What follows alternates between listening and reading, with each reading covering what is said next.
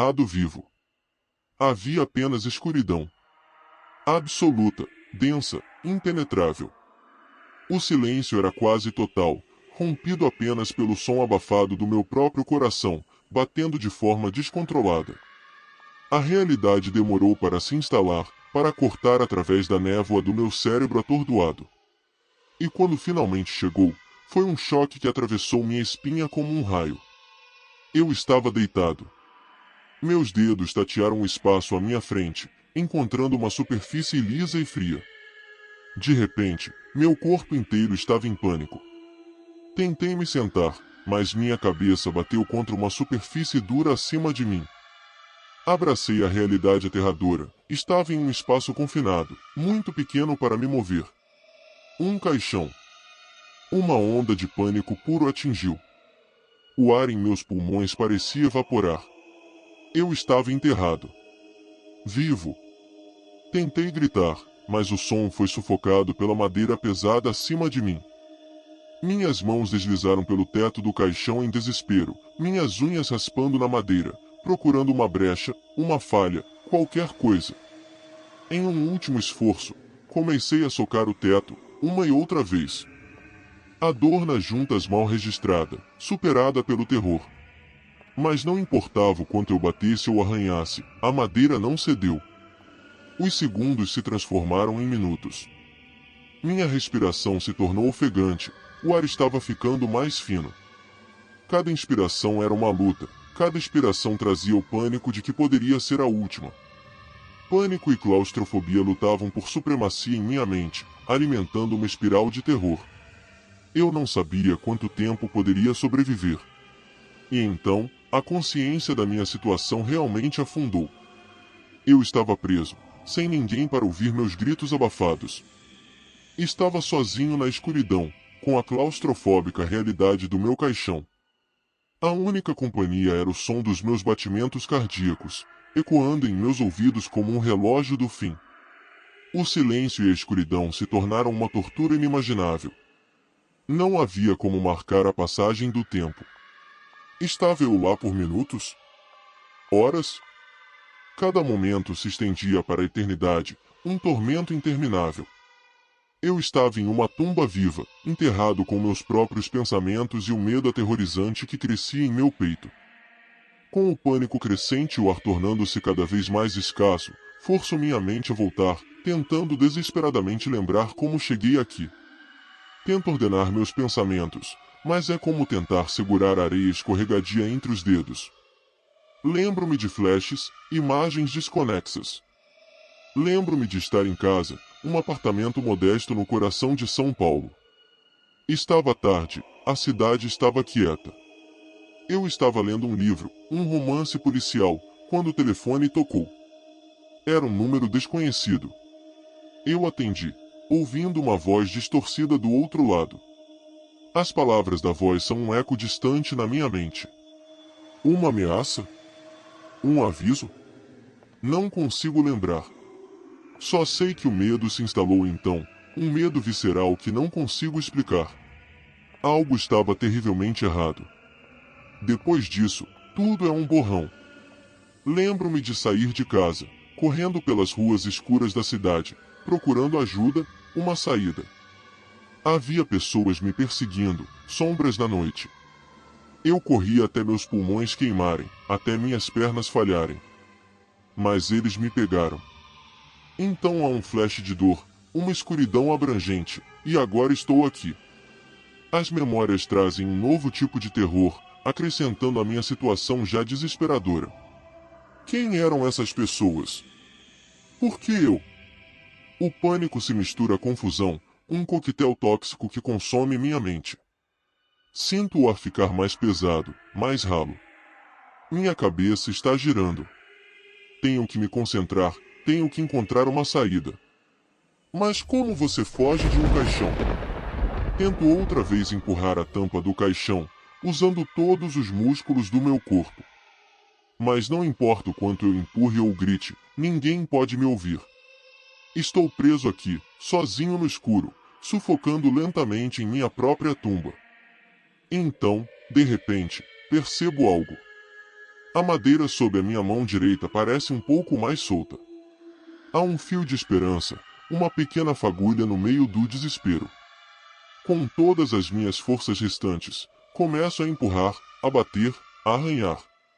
O som da madeira rangendo se torna minha única esperança. Meu coração bate mais forte no meu peito, meu pulso acelerando com a possibilidade. Eu continuo batendo, continuo empurrando.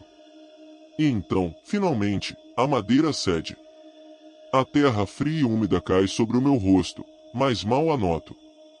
Há um feixe de luz fraca, um vislumbre do mundo lá fora. Uma nova onda de pânico e esperança se instala. Estou enterrado, mas não tão fundo que não possa sair. A luta, a verdadeira luta pela sobrevivência, começa agora. A terra fria e úmida invade o caixão, e com ela, uma enxurrada de desespero. O buraco pequeno que consegui fazer na madeira apenas permitiu que mais terra entrasse, aumentando o confinamento e a sensação de asfixia. Mas ao mesmo tempo, aquele pequeno feixe de luz trazia uma centelha de esperança, algo para me agarrar em meio ao caos. Tento freneticamente afastar a terra que cai sobre meu rosto, usando as mãos para proteger minha boca e nariz. Cada movimento torna o ar mais escasso, o oxigênio precioso sendo substituído por partículas de terra que ameaçam sufocar-me. Mas mesmo em meio ao pânico, as lembranças continuam a surgir, fragmentos de um passado que agora parece tão distante. Lembro-me de uma mulher de cabelos negros e olhos brilhantes de raiva, seu rosto marcado pelas lágrimas. Sinto o impacto de suas palavras, acusações que eu não compreendia, não queria compreender. Algo em mim se contorce ao lembrar da dor em seus olhos, uma dor que agora ecoa dentro de mim. Havia também um homem, mais velho, com uma tristeza tão profunda em seu olhar que era quase tangível. Ele carregava uma foto consigo, uma menina de olhos brilhantes e sorriso inocente. Recordo-me dele implorando, suplicando, mas por quê? Os pensamentos são interrompidos quando a terra continua a cair sobre mim, agora em um ritmo mais acelerado. O pequeno buraco na madeira parece ter se alargado com a pressão da terra e agora uma cascata de solo invade o caixão. O pânico retorna, ainda mais intenso. Estou sendo enterrado ainda mais fundo, a luz fraca que havia conseguido agora está se apagando. Esforço-me para manter a boca e o nariz livres, mas a terra cai mais rápido do que consigo removê-la. Cada respiração é uma luta, e o medo de sufocar se torna cada vez mais real. E então, quando penso que nada poderia piorar, sinto algo se movendo sobre meu peito. Algo pequeno e ágil, escorregando pela minha pele e entrando na minha camisa. Meu coração gela. Seriam aranhas? Escorpiões? Ou algo ainda pior? O terror do desconhecido se junta ao pânico da minha situação e torna a luta ainda mais insuportável. Estou sendo enterrado vivo, sufocado, e agora sinto pequenas criaturas se movendo sobre mim. As lembranças de acusações e rostos furiosos tornam-se ainda mais intensas, um contraponto sinistro para o terror físico. Mas mesmo em meio ao desespero, uma determinação fria começa a tomar forma. Eu não vou morrer assim. Eu não posso morrer assim. A luta continua. Com a terra caindo cada vez mais rápido e a luz desaparecendo, um novo tipo de pânico toma conta de mim. Sinto os insetos rastejando sobre minha pele, pequenos pontos de pânico adicionais. Cada centímetro de meu ser grita em terror, mas em algum lugar na parte de trás de minha mente, uma memória surge. Recordo-me de um tempo em que eu era visto como um homem de bem. Eu tinha uma reputação respeitável na sociedade, um empresário bem-sucedido que era adorado e elogiado. Eu me misturava com os poderosos, os influentes, sempre com um sorriso amigável e palavras encorajadoras. Eu era um benfeitor, um pilar da comunidade, alguém a ser admirado. Era uma vida de conforto e privilégio, longe deste inferno em que me encontro agora. As pessoas confiavam em mim, respeitavam-me. Eu era alguém. A imagem disso, a memória do respeito e admiração que eu costumava comandar, parece um contraste grotesco com a situação em que me encontro agora. E então, uma memória mais sombria emerge. Lembro-me de um homem que me confrontou em minha casa. Ele tinha algo em sua mão, uma pequena caixa de madeira. Ele me entregou a caixa, seus olhos transbordando de ódio. Eu não entendi então, não entendi o significado daquela caixa. Mas agora, sinto o chão do caixão ceder um pouco mais, uma lufada de ar fresco se infiltrando através das rachaduras. O alívio é temporário, rapidamente substituído por uma nova onda de terror. A terra está cedendo, o caixão está afundando ainda mais. Estou sendo puxado mais fundo, mais longe da superfície, mais longe da esperança de salvação.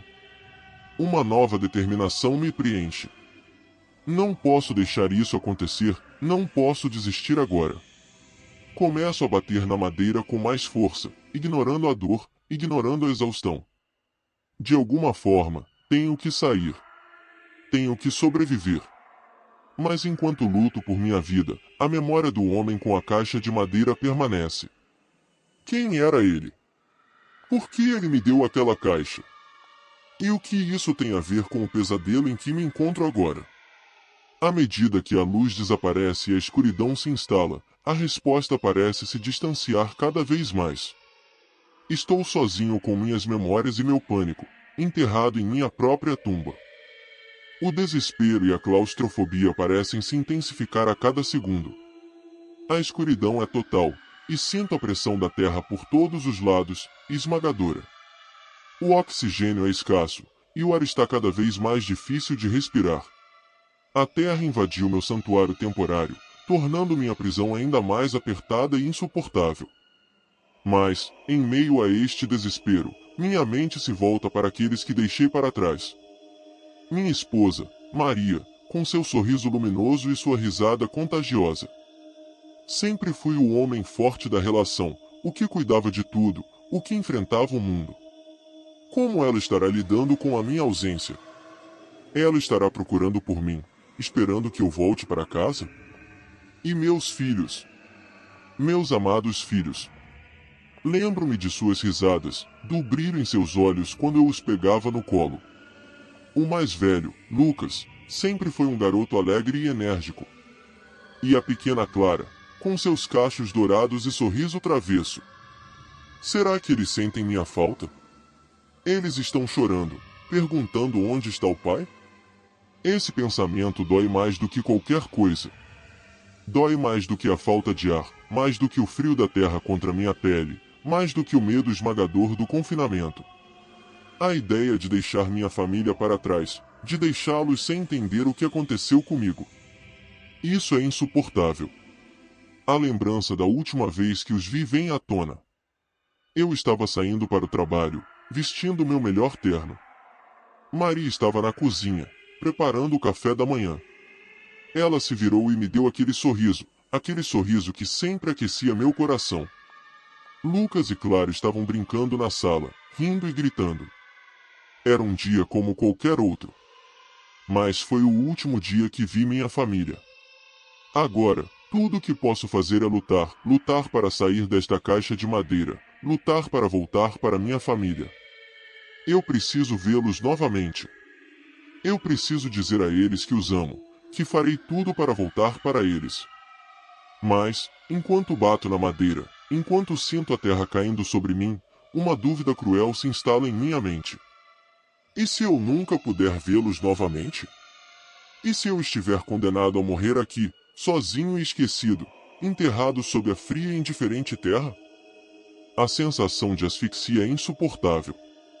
O ar se torna mais espesso, mais pesado.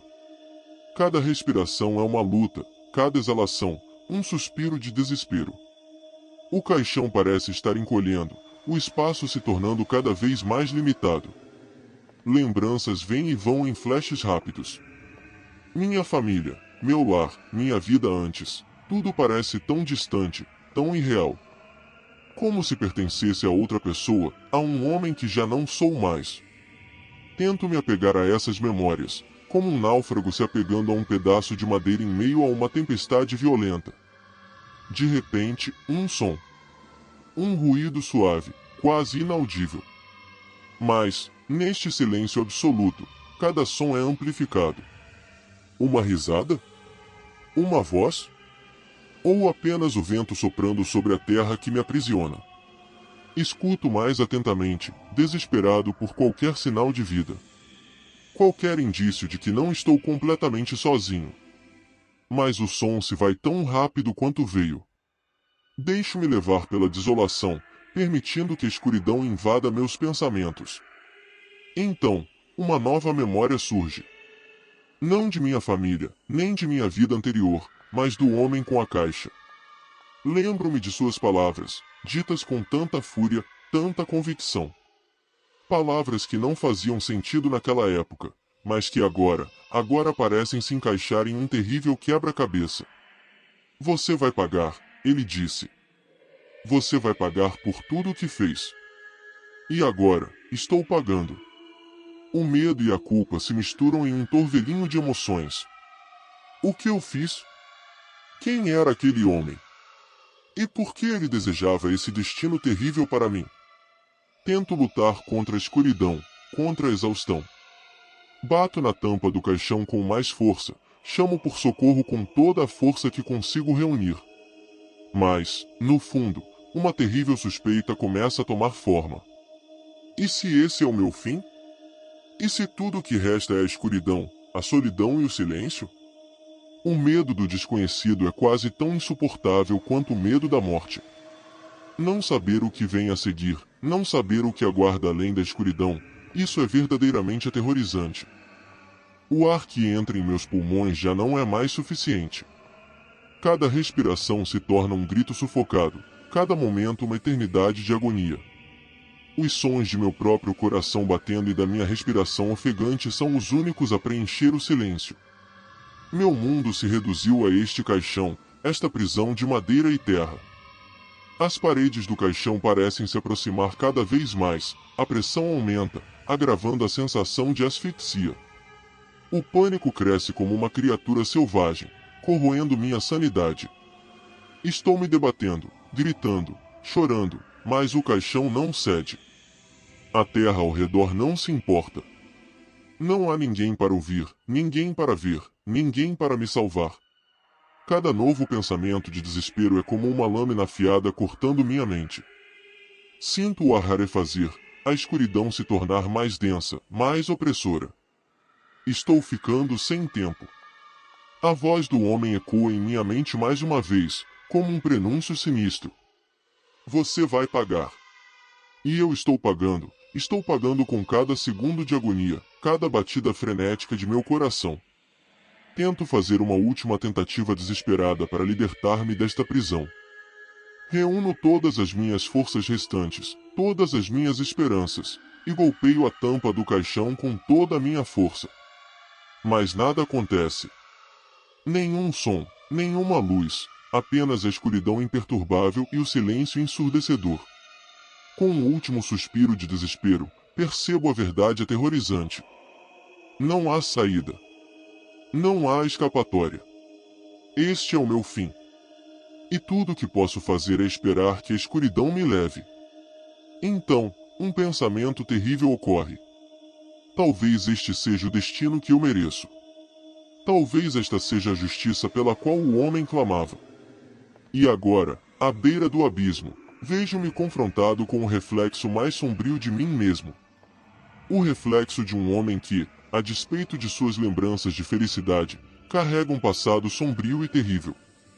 A cada batida do coração, o ar parece se tornar mais escasso. É então que ouço o som de um aparelho vibrando. Tento me mover, lutando contra a paralisia que o pânico e a falta de ar me trouxeram. Minha mão encontra o aparelho. Um celular. A tela se ilumina, uma chamada de vídeo entrando. Respondo com um movimento trêmulo do dedo. O rosto de um homem aparece na tela, a luz azulada ilumina o caixão, fazendo as sombras dançarem em meu redor.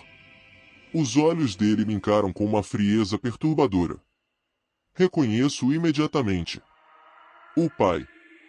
O pai da garotinha. A garotinha que eu. As imagens me invadem como uma torrente, a menina, os olhos cheios de lágrimas, a confusão, o medo.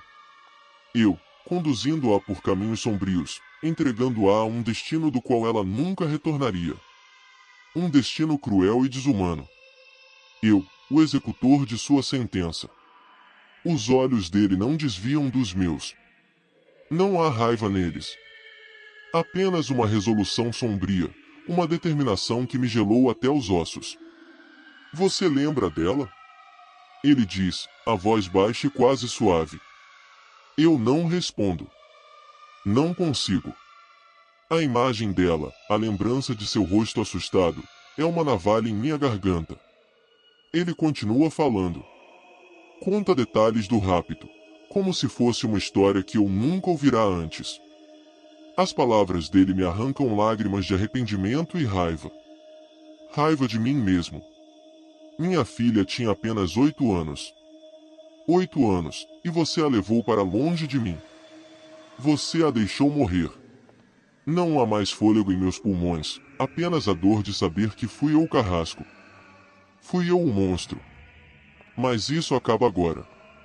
Eu vou assistir você desaparecer, assim como você fez com a minha filha desapareceu. Ela também não teve chance de se defender, lembra? Eu penso ser um fim justo. Olho por olho, dente por dente. Mas, não se preocupe. Você não está de todo sozinho.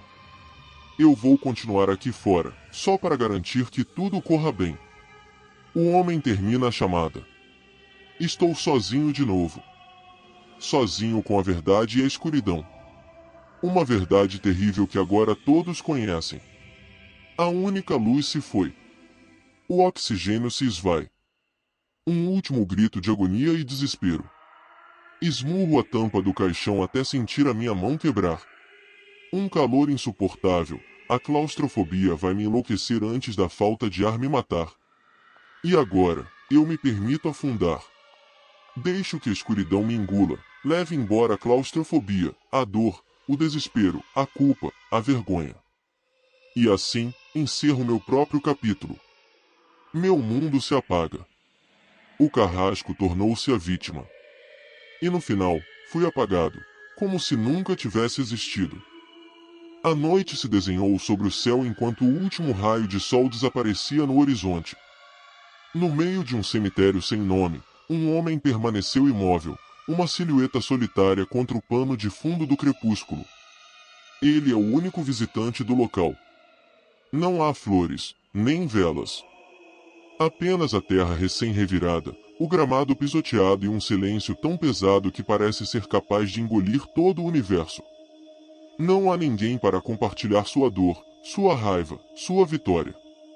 O mundo está lá fora, além dos muros do cemitério, alheio a este drama silencioso que se desenrolou aqui. Agora, tudo o que resta é a terra, a escuridão, e um homem que perdeu mais do que a maioria poderia imaginar. Um homem cujo coração foi partido de formas que nunca poderão ser reparadas. Ele se ajoelha, a mão tocando a terra fria. Ele sente a rugosidade do solo, a umidade. Esta é a mesma terra que agora abriga o homem que destruiu sua vida. Que levou sua pequena menina para longe dele, e que a fez sofrer de uma maneira que ele não quer nem imaginar. Que a fez sofrer terrivelmente. Lágrimas escorrem pelo seu rosto. Lágrimas de dor, de raiva, de alívio. Lágrimas de um pai que, no fim das contas, fez justiça à sua própria maneira. Ele se levanta, os olhos ainda fixos no chão. A única coisa que importa agora é que aquele homem nunca mais fará mal a ninguém. Nunca mais causará a outras famílias a dor que a família dele sente. Ele se postava sobre um túmulo fresco, desprovido de lápide ou qualquer outro distintivo. Os documentos e pertences que o defunto trazia já haviam sido queimados. Não sobrou nem as cinzas. Era apenas mais um entre centenas de indigentes. Em meio ao silêncio, o homem retirou do bolso novamente o celular desgastado. O brilho fraco da tela iluminou seu rosto marcado pela dor. Hesitante, ele discou um número e levou o aparelho ao ouvido, respirando fundo enquanto esperava que atendessem do outro lado da linha. Quando a ligação foi atendida, suas palavras foram curtas, quase inaudíveis. Está feito. Houve uma pausa do outro lado da linha, seguida de um sussurro abafado. Ele fechou os olhos, um nó apertando em sua garganta. Sim, tudo foi resolvido. Ele continuou, a voz trêmula. Não, não há nada que possam encontrar. Não há nada que nos conecte. Esse lugar está abandonado há anos. Ninguém anda por esses lados. Ninguém se importa com este lugar. Fique tranquila. Mais palavras foram trocadas, e um suspiro silencioso escapou de seus lábios. Está tudo bem, prometi que cuidaria disso, não prometi. Finalmente, antes de encerrar a ligação, ele disse, eu te amo. E a nossa pequena também, sempre. Lembre-se disso. Com isso, ele desligou o telefone, guardando-o de volta no bolso. Ele ficou lá por mais um momento, sozinho em seu luto junto com a escuridão. As estrelas acima pareciam tão distantes, tão frias. Não havia consolo a ser encontrado ali, apenas a realidade amarga de sua perda e da justiça que finalmente havia sido feita. A vingança não trouxe sua filha de volta. Não curou suas feridas. Mas, de alguma forma, trouxe um senso de fechamento. Uma certeza de que a injustiça não foi esquecida. De que o criminoso não ficou impune. Ele tentava computar quantas seriam as vítimas que foram vingadas com aquele ato. Jamais saberia. Já era noite. Ele tenta fazer uma última ligação. Ele consegue ouvir o celular chamando bem baixinho. Sem resposta. Agora só faltava se desfazer desse aparelho, depois de limpá-lo de impressões digitais. Então o chip seria retirado do aparelho, destruído junto com o aparelho e provavelmente as partes seriam espalhadas em lugares diferentes. Impossível ser encontrado.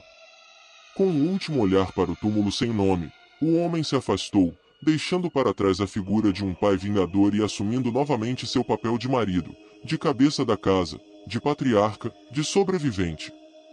O coração estava pesado com a dor, mas a promessa havia sido cumprida. A justiça havia sido feita. E, por agora, isso era tudo o que importava.